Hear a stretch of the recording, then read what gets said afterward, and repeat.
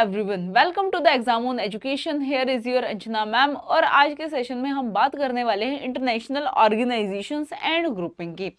अब second world war तो हो गया। सेकेंड वर्ल्ड वॉर के बाद बात आती है कि जो वर्ल्ड है, वर्ल्ड अब बिल्कुल बर्बाद हो चुका था और बहुत सारी कंट्रीज, मतलब हम बोल सकते हैं कि 50 देश आपस में बैठते हैं, ग्रुपिंग करते हैं और बोलते हैं कि अब हम नहीं लड़ेंगे, हम अब किसकी तरफ जा रहे हैं, टुवर्ड्स पीस। तो ऐसे ही इंटरनेशनल ग्रुपिंग या ऑर्गेनाइजेशन का एस्टेब्लिशमेंट होता है और ये आपके एग्जाम में पूछ ली जाती है। तो चलिए देखते हैं, आज के सेशन में हम करने वाले हैं डिफरेंट ऑर्गेनाइजेशन, वो कब सेटअप की गई थी और साथ में इंडिया उनका मेंबर है या नहीं है।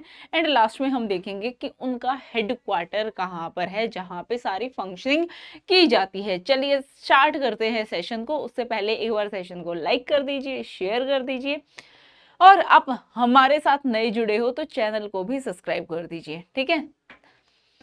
सबसे पहले बात करते हैं यूनाइटेड नेशंस की, मतलब कि यूएन से तो बहुत बार क्वेश्चन आ जाता है, न्यूज़पेपर में रहता है कि जो यूएन है इसकी डिफरेंट एजेंसीज हैं या हम बोल सकते हैं बॉडीज हैं, उनके डिफरेंट काम है, हम उनको भी यहाँ पे समझने वाले हैं। सबसे पहले आता है यूएन। यूएन कब सेटअप किया गया? वर्ल्ड वॉर सेकंड के बाद। वर्ल्ड वॉर सेकंड के बाद हर जगह तबाही मच गई थी, जिससे कि अब बात की गई कि एक यूनाइटेड नेशन होगा जहां पर बहुत सारी कंट्रीज आपस में मिलेंगी एंड वो पीस प्रमोट करेंगी। इसको फाउंड किया गया था 1945 में और इसका हेडक्वार्टर न्यूयॉर्क में देखने को मिलता है और अभी इसमें 193 मेंबर्स हैं। और इसका पर्पस क्या है कि कुछ भी प्रॉब्लम आए, जैसे कोई भी वॉर हो रही है, अब हम बोलते हैं कि मैम, आप बोलोगे कि मैम यूक्रेन और रशिया है वो तो 2022 से लड़ रहा है और अभी फिलहाल में ईरान, इजराइल एंड यूएस, इनका भी वॉर हो रहा है। यहाँ पे यूएन कोई स्टैंड क्यों नहीं ले रही? इनका मेन काम तो यही है, इंटरनेशनल पीस एंड सिक्योरिटी के बारे में बात करना, ह्यूमन राइट्स के बारे में बात करना और साथ में डेवलपमेंट के बारे में बात करना, ठीक है। तो हम देखते हैं इनकी डिफरेंट बॉडीज है, यहाँ पर मीटिंग्स होती है और इनके बारे में डिस्कस किया जाता है कि कैसे हम पीस को प्रमोट कर सकते हैं, जो युद्ध है, युद्ध विराम कैसे लग सकता है, ठीक है। सबसे पहले है UNGA, United nation general assembly. United nation general assembly का हेडक्वार्टर है न्यूयॉर्क, यूएसए में और इसको एक वर्ल्ड पार्लियामेंट भी कहा जाता है, ठीक है। वर्ल्ड पार्लियामेंट भी कहा जाता है और यहाँ पर हम देखेंगे परमानेंट 5 मेंबर्स है, परमानेंट 5 मेंबर्स। और इसके लिए ये परमानेंट 5 कैसे याद कर सकते हैं? इसके लिए निमोनिक है रशिया का पीस, रशिया का पीस, ठीक है। रशिया एक कंट्री होगी, रशिया, ठीक है। सेकंड है France, France. Third America, fourth is China and fifth is हम बोल सकते हैं यूरोपियन यूनियन, ठीक है, इसका पार्ट है। ये है परमानेंट 5। इसीलिए ही जो यूएनजी है, United nation security, United nation general assembly है, उसको क्या बोलते हैं? World parliament. नेक्स्ट देखते हैं यूएनएससी। यूएनएससी का मतलब है यूनाइटेड नेशन सिक्योरिटी काउंसिल और जो परमानेंट 5 अभी हमने बात की, ये किसका पार्ट है? यूएनएससी, ठीक है, United nation security council. United nation security council, इसका हेडक्वार्टर भी हमें न्यूयॉर्क में देखने को मिलेगा और इसमें परमानेंट 5 मेंबर है और 10 नॉन परमानेंट मेंबर है। और इंडिया किसका पार्ट है? इंडिया हम देखते हैं नॉन परमानेंट में आ जाता है। नेक्स्ट है UNESCO. UNESCO United Nation educational, scientific and cultural organisation, इसका हेडक्वार्टर है पेरिस, मतलब कि फ्रांस में, ठीक है। नेक्स्ट है UNICEF, United Nation international children's emergency fund. अब इसको ऑफिशियली क्या बोला गया है? यूनाइटेड नेशन चिल्ड्रंस फंड, ठीक है। और इसका हेडक्वार्टर भी हमें न्यूयॉर्क में देखने को मिलेगा। नेक्स्ट आता है world health organisation, WHO. WHO का हेडक्वार्टर जेनेवा में, ठीक है। और ये जितनी भी हेल्थ रिलेटेड पॉलिसीज हैं, कंसर्न है, ये सारे इन चीजों को देखता है। चलिए नेक्स्ट है UNDP, United Nation development programme. अब ये किसके बारे में बात करेगा? ये बात करेगा कि हमें किस देश में कैसे डेवलपमेंट प्लान करनी है, ठीक है, कि कैसे हम वहां पे रिफॉर्म्स लेकर आ सकते हैं। इसका हेडक्वार्टर भी हमें न्यूयॉर्क में देखने को मिलेगा। नेक्स्ट है FAO। FAO का मतलब है फूड एंड एग्रीकल्चर ऑर्गेनाइजेशन। अब ये किस पे बात करेगा? हेल्दी फूड, एग्रीकल्चर, जो हम मतलब डिफरेंट डिफरेंट वेराइटीज निकालते हैं ना, सीड्स हैं, तो ये उसकी बात करता है। हेडक्वार्टर हमें रोम इटली में देखने को मिलेगा, ठीक है। नेक्स्ट है WFP, वर्ल्ड फूड प्रोग्राम। इसका हेडक्वार्टर भी रोम इटली में, ठीक है। अब हमने यूनाइटेड नेशन के डिफरेंट डिफरेंट बॉडीज तो देख ली, उसके बाद आता है वर्ल्ड बैंक, ठीक है। वर्ल्ड बैंक में हम देखेंगे, वर्ल्ड बैंक बनाया गया था 1944 में, और इसका मेन काम क्या है कि फाइनेंशियल एड प्रोवाइड करना, फाइनेंशियल एड, ठीक है। कोई भी कंट्री है उसको पैसों की रिक्वायरमेंट है, तो वर्ल्ड बैंक यहां पर उनकी हेल्प करेगा, और इसका हेडक्वार्टर भी हमें वॉशिंगटन DC मतलब कि US में देखने को मिलेगा। अब इसके डिफरेंट डिफरेंट इंस्टीट्यूट्स हैं। सबसे पहले है IBRD। IBRD middle income nation को फंड प्रोवाइड करता है, मतलब पैसे प्रोवाइड करता है। उसके बाद आता है IDA पुअर नेशन, जो सबसे गरीब है। जैसे हम देखते हैं नामीबिया है, केन्या है, सोमालिया है, नाइजर है, चैड है, ये कैसी कंट्री है? ये पुअर कंट्रीज हैं, तो उसके लिए IDA है, ठीक है। नेक्स्ट है IFC, ये प्राइवेट सेक्टर को देखता है। देन उसके बाद है MIGA, ये इन्वेस्टमेंट गारंटी संभालता है। देन उसके बाद है ICSID, इन्वेस्टमेंट डिस्प्यूट सेटलमेंट, की जितने भी डिस्प्यूट है वो सेटल करेगा ICSID। ये सारे किसके अंडर है? वर्ल्ड बैंक के अंडर है। नेक्स्ट देख लेते हैं, नेक्स्ट है IMF, इंटरनेशनल मॉनेटरी फंड। इसको भी बनाया गया था 1944 में, और इसका हेडक्वार्टर वॉशिंगटन DC में है। इसका मतलब क्या है? जो IMF है, और अभी हमने क्या देखा, वर्ल्ड बैंक है, इनकी मेजर फंडिंग US ही करता है, ठीक है। इसमें मेंबर कंट्रीज 190 है, और मेन काम क्या है कि फाइनेंशियल स्टेबिलिटी को मेंटेन करना, ठीक है। जितने भी कंट्रीज हैं वो लोन IMF से ले सकती हैं, और उसके बाद मॉनिटर एक्सचेंज रेट की, एक्सचेंज में कोई प्रॉब्लम ना आए, इसलिए जो IMF है वो अपनी रेगुलेशंस देता है, ठीक है। नेक्स्ट आता है वर्ल्ड ट्रेड ऑर्गेनाइजेशन, WTO। पहले ये होता था GATT होता था। देन उसके बाद 1995 में इसको रिप्लेस करके वर्ल्ड ट्रेड ऑर्गेनाइजेशन बना दिया गया, और हम इसका हेडक्वार्टर देखते हैं जेनेवा, स्विट्जरलैंड। WTO, इसका काम क्या है? जितना भी ग्लोबल लेवल पर ट्रेड हो रहा है उसको रेगुलेट करना, डिस्प्यूट कोई भी होगा किसी भी देश के बीच में उसको सेटल करेगा, और साथ में टैरिफ रिडक्शन का भी काम करेगा। टैरिफ का मतलब ये है, अब इंडिया में कोई सामान बना है, ठीक है, और US में इंडिया बेच रहा है, तो US क्या लगा देता है? टैक्स लगा देता है, और उसको ही हम क्या बोलते हैं? टैरिफ बोल देते हैं, ठीक है। तो टैरिफ रिडक्शन का भी ये काम करता है। नेक्स्ट है G7 कंट्रीज, ठीक है। G7 का मतलब है ग्रुप ऑफ 7।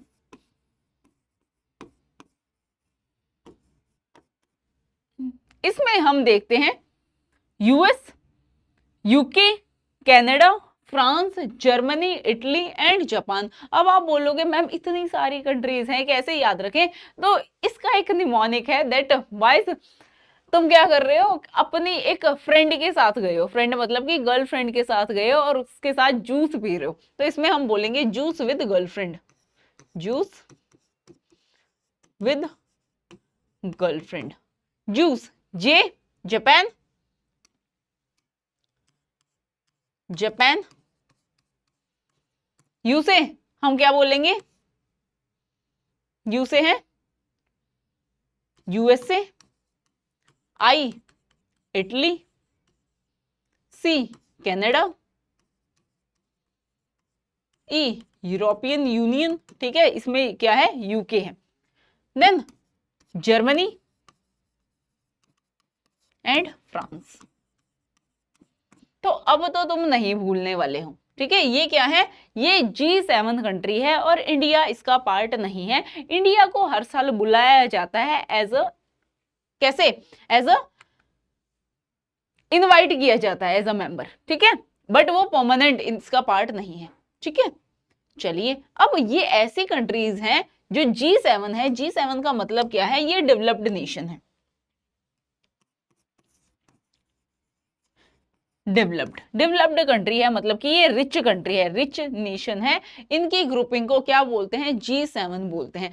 अब पहले इसमें G8 थी ये, ठीक है, G8 कंट्रीज थी, इसमें क्या थी, एक रशिया भी था, ठीक है, बट रशिया को 2014 में इरेज कर दिया है, मतलब हटा दिया है, माइनस कर दिया है, ठीक है। अब कितने हैं, अभी भी ये G7 ही है। देन ये किस बात पे फोकस करते हैं, अपने economy, security and climate change को लेकर ये अपने डिस्कशन करते हैं, और इंडिया इसका मेंबर नहीं है, बट इसको इनवाइट किया जाता है। अब नेक्स्ट आता है, नेक्स्ट है G20। G20 का मतलब है ग्रुप ऑफ 20 नेशन,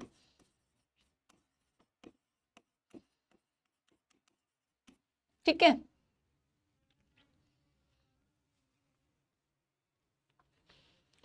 अब इसके लिए भी निमोनिक है। सबसे पहले हम देख लेते हैं, इसमें 19 कंट्रीज है, प्लस में यूरोपियन यूनियन है, और इंडिया ने इसकी मेजबानी की थी, मतलब प्रेसिडेंसी निभाई थी, कब, 2023 में। तब आपने देखने को मिलेगा कि हर जगह G20 था, ठीक है, लोगो आपने देखा ही होगा। इसका काम क्या है कि जो भी ग्लोबल क्राइसिस आए उसको कोऑर्डिनेशन करके स्टेबलाइज करना है। अब देख लेते हैं जो G20 नेशन है, इनका निमोनिक क्या है। G20 के लिए हम बात करेंगे गुरु जी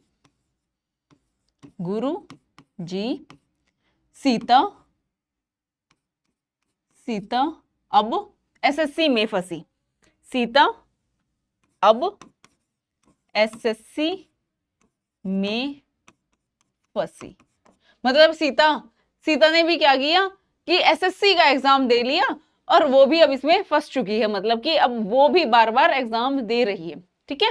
ये निमोनिक है। गुरुजी से हम देखते हैं, सबसे पहले क्या है,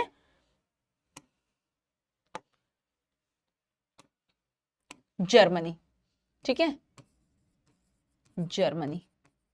देन उसके बाद आप देखोगे USA, R Russia, United Kingdom, ठीक है। उसके बाद जी से है जापान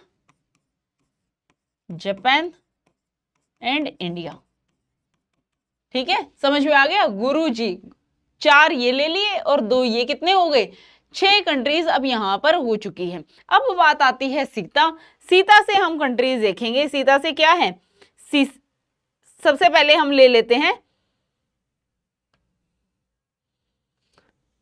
गुरु जी सीता अब एसएससी में फंसी। अब वो क्या है, सीता,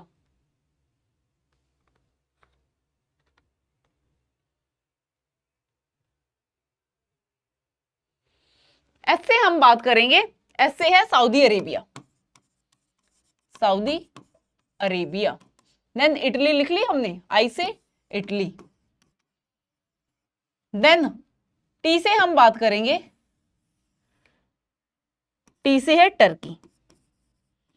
टर्की। देन उसके बाद ए से है ऑस्ट्रेलिया, ठीक है। ये सारी क्या है, सीता। अब बात करते हैं अब अर्जेंटीना एंड ब्राजील, ठीक है, अर्जेंटीना एंड ब्राजील। नेक्स्ट आता है एसएससी में हम देखेंगे कि एसएससी में कौन सी होगी, साउथ अफ्रीका, देन साउथ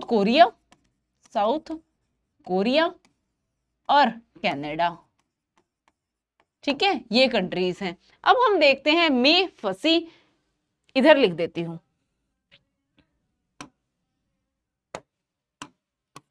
में फंसी, ठीक है। इसमें क्या आएगा, मैक्सिको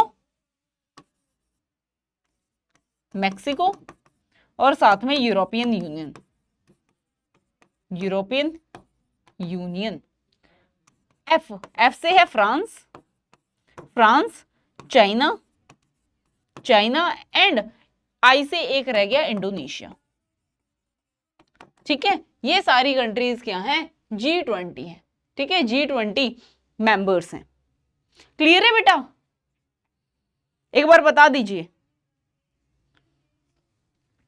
अब आता है ब्रिक्स। ब्रिक्स तो बहुत इजी है। ब्रिक्स, बी ब्राजील, ठीक है, R Russia, I India, C China and S South Africa. अब जो ब्रिक्स कंट्री हैं इसको अब एक्सपेंड कर दिया गया है। पहले इसमें हम देख रहे थे सिर्फ 5 मेंबर हुआ करते थे, अब 2024 में इसको और ज्यादा एक्सपेंड कर दिया गया है। यूएई, इजिप्ट, ईरान, इथोपिया को भी इसमें एड ऑन कर दिया गया है। ठीक है, अब इनका जो ब्रिक्स कंट्रीज हैं इनका एक बैंक भी है, that is new development bank. If इनको कोई भी पैसे की रिक्वायरमेंट है, कोई लोन लेना है, तो ये कंट्रीज आपस में क्या करते हैं, न्यू डेवलपमेंट बैंक के पास जाएंगे जहां पर इनको फाइनेंशियल एड प्रोवाइड हो जाएगी। ठीक है, नेक्स्ट है, ये किस चीज पे फोकस करते हैं कि नॉन वेस्टर्न कॉपरेशन, कि हम क्या करें अपनी कंट्रीज, हमें वेस्ट की तरफ जाने की रिक्वायरमेंट ही ना पड़े, जैसे यूरोपियन यूनियन है, यूएसए है, हम क्या करें आपस में ही अपनी चीजें सॉल्व कर सके। ठीक है, और डेवलपमेंट फाइनेंस, की कोई भी डेवलपमेंट है या इनको पैसे की रिक्वायरमेंट है, वो न्यू डेवलपमेंट बैंक से ये आपस में हेल्प कर देंगे। ठीक है, अब बात आती है क्वाड। क्वाड का मतलब, क्वाड मतलब क्वाड्रिलेटरल, है ना। एक होता है ट्रायंगल, ट्रायंगल मतलब 3 साइड्स, फिर होता है क्वाड, क्वाड मतलब 4 साइड्स।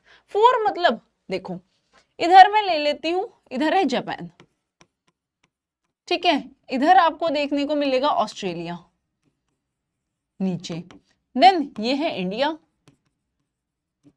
और यहां पर क्या है, यूएसए।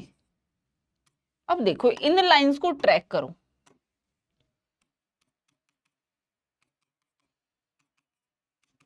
ये 4 साइड हो गई। ठीक है, 4 साइड हो गई तो हमें देखने को मिलेगा, इधर मैं ये थोड़ा सा इंडिया को इधर बना देती हूँ सो दैट हमें अपना क्वाड्रिलेटरल ठीक से दिखे। दिस इज इंडिया, ठीक है, ये है इंडिया।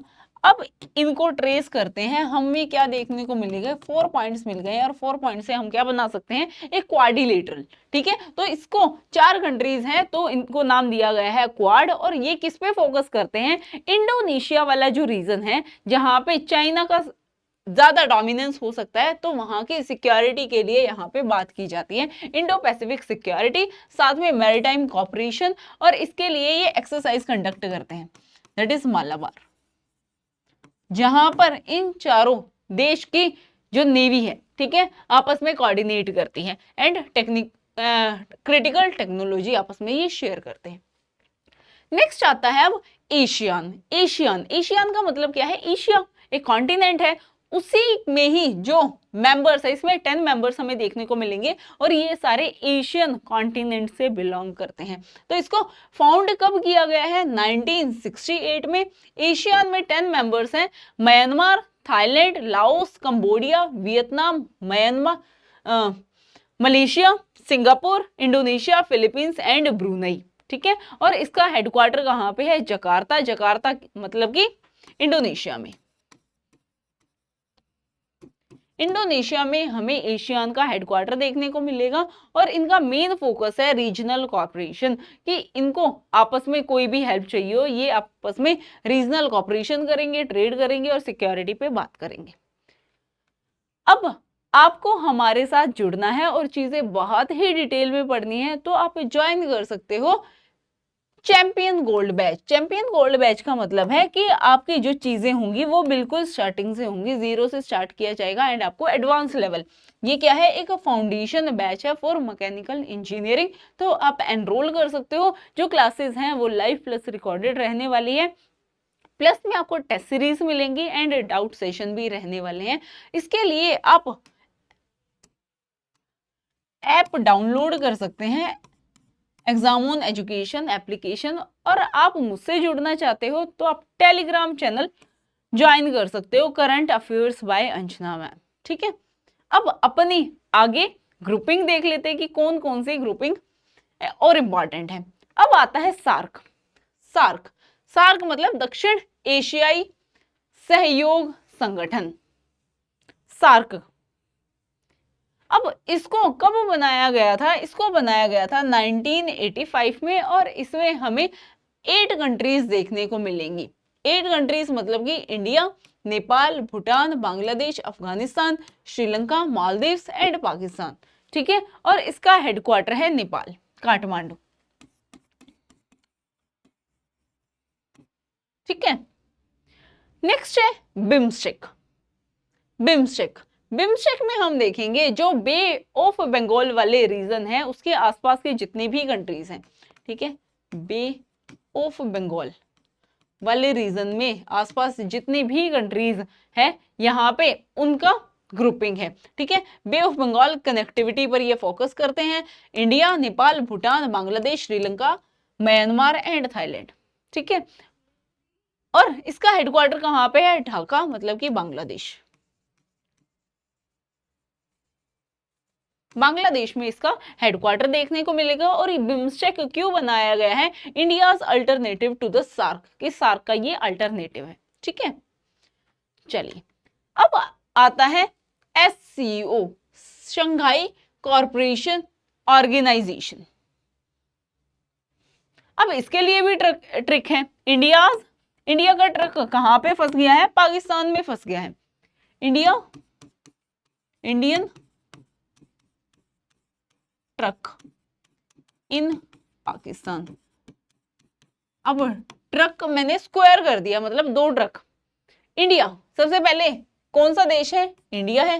ठीक है, देन उसके बाद ट्रक के टी के लिए हम क्या यूज करेंगे? तजाकिस्तान। आर से हम देखेंगे, R is Russia. Then U से उज्बेकिस्तान। देन सी से हम देखेंगे, सी से है चाइना। देन के से हम देखेंगे कि एक तो कजाकिस्तान है, दूसरा किर्गिस्तान है। तो मैं यहाँ पे 6 नंबर दे देती हूँ, इधर मैं 7 नंबर दे देती हूँ। इन पाकिस्तान, एक क्या रह गया? पाकिस्तान। तो ये टोटल कितने मेंबर्स हैं? 8 मेंबर्स हैं शंघाई कॉरपोरेशन ऑर्गेनाइजेशन। अब देखो, शंघाई नाम से ही आपको दिख रहा है, थोड़ा चाइनीज वर्ड है ना, तो इसका हेडक्वार्टर हमें बीजिंग, मतलब कि चाइना में देखने को मिलेगा।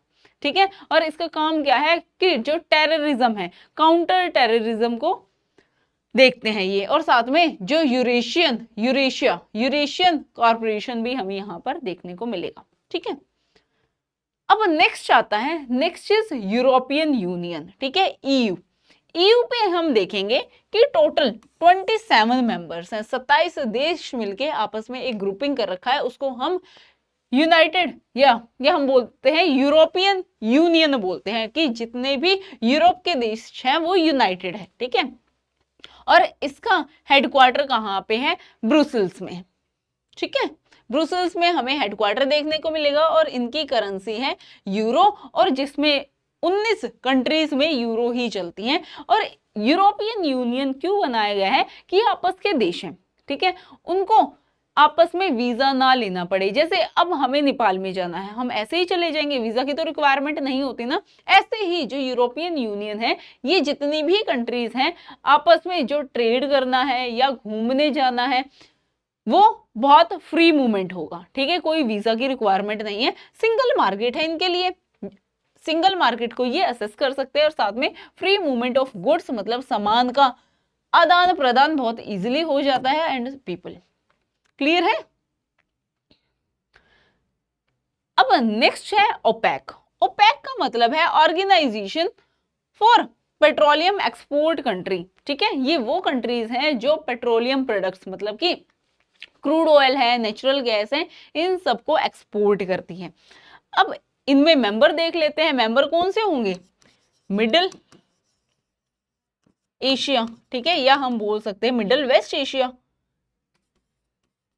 मिडिल एशिया या वेस्ट एशिया के मेंबर्स है, जैसे कि Saudi Arabia, Iran, Iraq, Kuwait, UAE and बहुत सारे डिफरेंट कंट्रीज। और इसका हेडक्वार्टर हमें वियना में देखने को मिलेगा। इसका काम क्या है कि जितने भी ऑयल प्राइसेस हैं या सप्लाई है उसको रेगुलेट करना। ठीक है, और इसका इंपैक्ट क्या है? इफ प्रोडक्शन इन कंट्रीज में तेल बनना, इनका प्रोडक्शन कम हो जाए, बट फिर हम देखेंगे इससे रिजल्ट क्या होगा कि ग्लोबली जो ऑयल का प्राइसेस है वो बढ़ जाएगा। अब जैसे आप देख रहे हो ईरान में अब वॉर चल रही है, इसके कॉन्सिक्वेंसेस क्या होंगे, जो डिफरेंट डिफरेंट कंट्रीज है वर्ल्ड में ग्लोबल लेवल पर जो प्राइसेस हैं पेट्रोल के, डीजल के, केरोसिन के या क्रूड ऑयल के, ठीक है, वो बढ़ जाने वाले हैं। अभी मैं बोल रही हूँ इतने हैं, अब इतने हो जाएंगे। अब आप ये गैप देख रहे हो ना कि कितना ज्यादा है, ठीक है।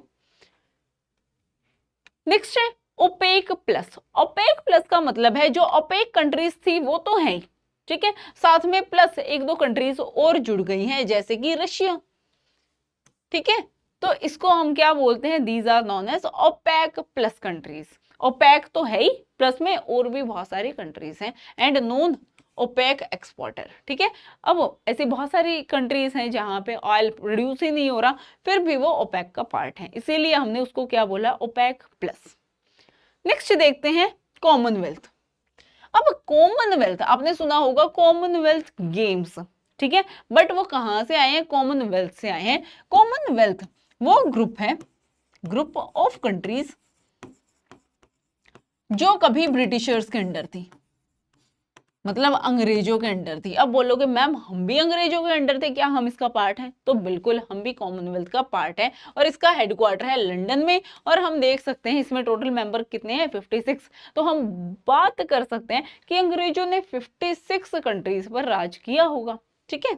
और इसका फीचर्स क्या है, ऑल फॉर्मर ब्रिटिश कॉलोनी, जहां पर अंग्रेजों ने राज किया है वो सारे इसका पार्ट है, except a few promotes the democracy. अब सब में डेमोक्रेसी है, अब ब्रिटिशर्स की इन्फ्लुएंस या इन्वॉल्वमेंट यहां पर नहीं है, ठीक है। नेक्स्ट बात करते हैं, नेक्स्ट इंपॉर्टेंट है IAEA। IAEA का मतलब है इंटरनेशनल एटॉमिक एनर्जी एजेंसी। अब ये इंपॉर्टेंट होता है, ठीक है। ये क्यों इंपॉर्टेंट है, बिकॉज जो वॉर स्टार्ट हुई है इसी ने ही अपनी रिपोर्ट दी थी ना कि वहां पर ईरान है, ईरान में कुछ न्यूक्लियर एक्टिविटी हो रही है। अब इसको फाउंड कब किया गया था, 1957 में, हेडक्वार्टर है वियना, ठीक है। और इसका काम क्या है, न्यूक्लियर सेफ्टी इंस्पेक्शन करना कि कहीं पे न्यूक्लियर जो प्रोडक्ट्स हैं जैसे थोरियम हो गया, यूरेनियम हो गया, इसके मिसयूज तो नहीं हो रहे हैं, ठीक है। अब इंडिया इसका मेंबर है, also tied to 2008 nuclear deal भी इसने कर रखी है, ठीक है। जो IAE है, EA है, इसमें जो इंडिया है, इंडिया भी इसका पार्ट है। चलिए अब देख लेते हैं, अब आपको अपनी प्रिपरेशन हमारे साथ करनी है तो आप एनरोल कर सकते हो हमारे बैचेस में, ठीक है। अब चलिए देख लेते हैं FATF का मतलब है financial action task force. Financial action task force कब बनी थी, 1989 में बनी थी और इसका हेडक्वार्टर है पेरिस में। इसका काम ये है कि कोई भी मनी लॉन्ड्रिंग हो रही है उसको प्रिवेंट करना, मतलब कि एंटी मनी लॉन्ड्रिंग या टेरर फाइनेंसिंग है उनको रोकना। जैसे हम देखते हैं पाकिस्तान है, अफगानिस्तान है, यहाँ पे टेररिज्म भर भर के है, ठीक है। तो यही अपनी लिस्ट जारी करता है और इसने पाकिस्तान को ग्रे लिस्ट में डाल रखा था, but remove from grey list 2022 में ये ग्रे लिस्ट से हट चुका है, ठीक है। और इंडिया भी इसका मेंबर है। नेक्स्ट बात करते हैं इंटरनेशनल कोर्ट ऑफ जस्टिस, जिसका हेडक्वार्टर हेग में है, ठीक है। और ये डिफरेंट कंट्रीज के डिस्प्यूट को रिजॉल्व करती है और इंडिया भी इसका मेंबर है, ठीक है बेटा। तो अब देख लेते हैं, आपको अपनी प्रिपरेशन हमारे साथ करनी है तो आप एनरोल कर सकते हो चैंपियन बैच में, जो कि फाउंडेशन बैच है। और साथ में आप डिफरेंट एग्जाम्स की प्रिपरेशन कर रहे हो तो उसके लिए डिफरेंट बैच लेने की रिक्वायरमेंट नहीं है, आप सिर्फ एक बैच ले सकते हो, that is a master batch. इसको हम बोल सकते हैं one batch for all the exam, ठीक है। यहाँ पर आपकी टेक्निकल प्लस नॉन टेक्निकल की क्लास लाइव प्लस रिकॉर्डेड रहने वाली है, प्लस में test series, doubt session and आपको डेली प्रैक्टिस पेपर भी मिल जाएंगे, जिससे कि आपकी प्रिपरेशन बहुत अच्छे लेवल पर होगी। तो इसके लिए आपको डाउनलोड करना होगा एग्जाम ऑन एजुकेशन एप्लीकेशन। तो एप्लीकेशन को डाउनलोड कर लीजिए और साथ में आप मेरे साथ जुड़ सकते हैं टेलीग्राम चैनल पर, current affairs by Anjana ma'am. And session अच्छा लगा हो तो लाइक, शेयर एंड कमेंट करके जरूर बताना। और आप हमारे साथ नए जुड़े हो तो चैनल को भी सब्सक्राइब कर दीजिए।